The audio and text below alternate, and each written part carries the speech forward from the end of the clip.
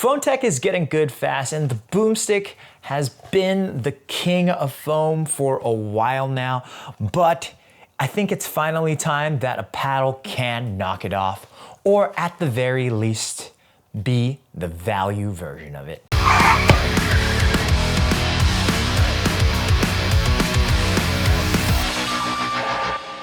Hey there guys, this is Pickleball Willie, and on this episode of the Dink Drive, we'll be looking at the Aireo Cyclone. If this is your first time watching this segment, I do long-term reviews on paddles where I play with them for at least 10 hours to kind of give you a long-term view of how a paddle plays, and pretty much I think about 10 hours in, you pretty much know 90% of how that paddle will play out. So, this is the Aireo Cyclone. It is a floating core foam paddle. I'm gonna throw up some of the stats for this paddle up on the screen. I was able to play with it for about 19 hours now, and I've actually really enjoyed this. It's very, very nice. I will say the very first thing I noticed about it when I hit with it is that it is freaking loud. So that is definitely one of the things you'll notice right when you hit. I'm also gonna just talk about Aireo a little bit. They're out in San Francisco, I believe, or the Bay Area in California.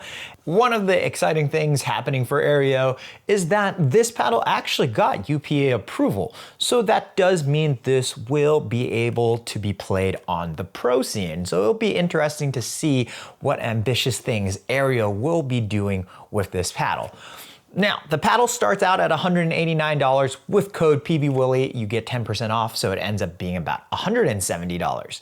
And I will be very closely comparing this to something like the Boomstik, because this is actually very close in terms of feel and sound to the Boomstik. It actually has that very boomy effect, which is why I will be comparing this to a Boomstik. I do think that if the Boomstik had no MOI, this would be very similar. Of course, you're gonna be saving about half the cost of a Boomstik by buying one of these. So let's get into a little bit of the gameplay with this paddle. Let's go into the touch and control parts of this paddle. So for the feel, it actually has okay touch for the amount of poppiness this offers.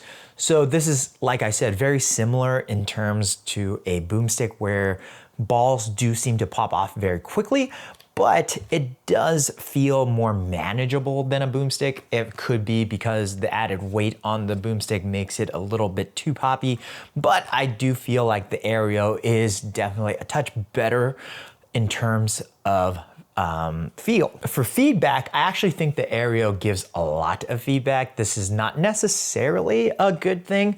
I do feel like a lot of vibrations are going through the paddle. You can actually feel it rattle a little bit when you hit balls hard. So even on softer hits, you could be feeling a little bit more vibration than usual for floating core foam paddles. It is a little bit unusual since the foam usually dampens those vibrations quite a bit. It's not bad in any way, but you do feel a lot more feedback. It's not necessarily giving you the best information either. It's not like telling me, hey, this hit was very good or bad. It's okay. So in terms of forgiveness, off-center hits are somewhat forgiving, but compared to something like the Gator Strike, it's definitely not as forgiving.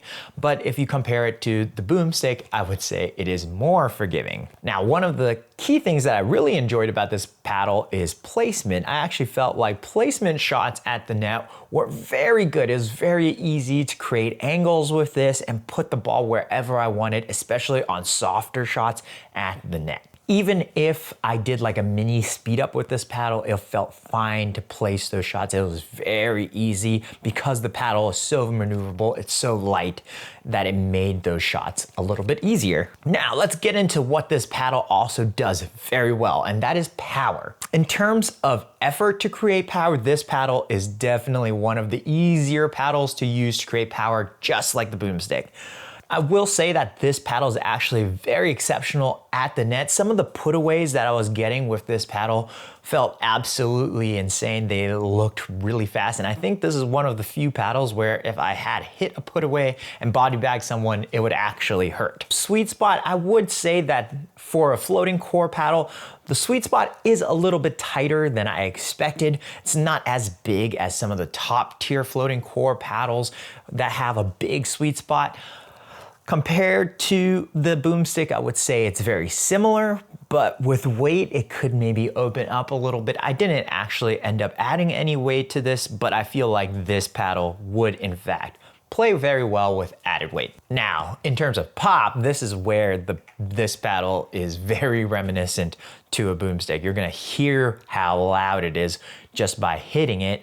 And you're gonna feel a very familiar like jump off the paddle force, just like the Selkirk Boomstik. It does come off the paddle with just about the same amount of speed and deflection. I do think it is just a touch less poppy than an actual Boomstik, but it's really close. You barely notice it. I think this is actually overall a little bit more powerful than a Boomstik, but it does offer a little less pop than the Boomstik. Here's where I think the paddle kind of suffers a little bit, and that's in stability. Off-center hits, you really do feel them on this paddle. It might be because it is so light and the sweet spot being a little tighter. It could be maybe because of that weight. It just feels like if you do strike the ball very hard and it's not dead on near the sweet spot, you're gonna kind of feel the paddle rattle in your hand quite a bit, and it could make it a little hard to reset the paddle as quickly. I do think that if you do add some weight at the throat or maybe the midpoint of the paddle, it will help a little bit with that instability. I haven't tried so myself, but I really do think that this paddle just needs a touch more weight to give it that stability and that sweet spot opening up to really get it to a point where it's playable. Now, getting into the spin and surface of this paddle, I do think this is all carbon face, T700 carbon. Now, one of the things I did notice is that the grip on the ball is decent. You do get a little bit of dwell from that floating core, so you are able to grip the ball because of that, but the grit on the surface is not very gritty. It feels like it's not even close to top tier, maybe a slight below mid tier even. Where I notice it the most is on my serves, where I depend on the top spin to dip the ball down, especially when I hit a very wide angle serve. This paddle is much harder to do that, and along with its extra poppiness, sometimes I do notice my serves are sailing way farther into the back line. Not necessarily a bad thing. Sometimes it bounces right on that back line in the corner, and that's good, but I do want to see the ball kind of come down a little sooner, especially on backcourt drives. It does worry me sometimes when I do hit a very hard backcourt drive if that ball will actually be dipping down from topspin. It's probably not generating enough spin to do that most of the time, so I do worry if this will be a very good singles paddle. In terms of ergonomics though, this paddle is probably one of the best feeling. It's so light that it's very easy to have it in hand and be maneuverable. Like I said, if you added weight to this, I think that it would be perfect still. It does have a very nice balance point closer to the middle bottom, so it feels very nice in hand, and it sits up straight when you're holding it very easily. So at the net, mid-court, you're gonna really appreciate that it already is ready with that balance point being closer to the bottom. And like I said already, for maneuverability, this is definitely one of the top tier paddles in the category.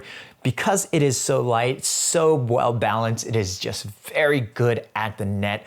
You're gonna be able to move this paddle very quickly and get to the balls very nicely. So in hands battles, this paddle is absolutely insane. So what do I think about the Aireo Cyclone? I think the Aireo Cyclone is a very fun power paddle. It offers a lot of touch so that you can get to the net and you're trying to pretty much finish the game at the net. This is one of those paddles that can get you to the net quite easily and really put away points with how much power and pop it has. And you're gonna be able to move this paddle very quickly because it's so maneuverable. It just makes playing at the net a lot of fun, just like the Boomstik. And I think another thing that I haven't even tried yet, like I said, is to add weight to this paddle to give it just that extra plow through when you're hitting drives. Maybe that added weight will be able to kind of hold that ball a little longer and give it a little bit more spin. I'm hoping that, because right now, like I said, balls are sailing just a little higher than I would like. Now, who do I think this paddle's for? I think for singles, it might be a little hard to use, especially since it's so poppy without the spin required to really dip the balls in. I could be changed by adding weight to it. So I think this paddle is ideal for players that need a paddle that is reliable enough to get them to the net. So there's just enough touch on this to get you to the net, and where it really shines is getting those putaways at the net. Very similar to the Boomstik, where you really need like just that touch to really get you forward, and with its power and put away strength at the net, you're able to finish off points there. All right. Thanks for watching, guys. If you want to check out the Aireo Cyclone, I'll put the links down below. With code PBWilly, you'll be able to save 10% and it ends up being $170. If you guys have an Aireo Cyclone, I really want to hear how you guys think this paddle is. It's definitely one of the loudest paddles I've ever played with. I think it's even louder than the Boomstik by far. Thanks for watching, guys. If you like this content, be sure to subscribe and like this video. Peace.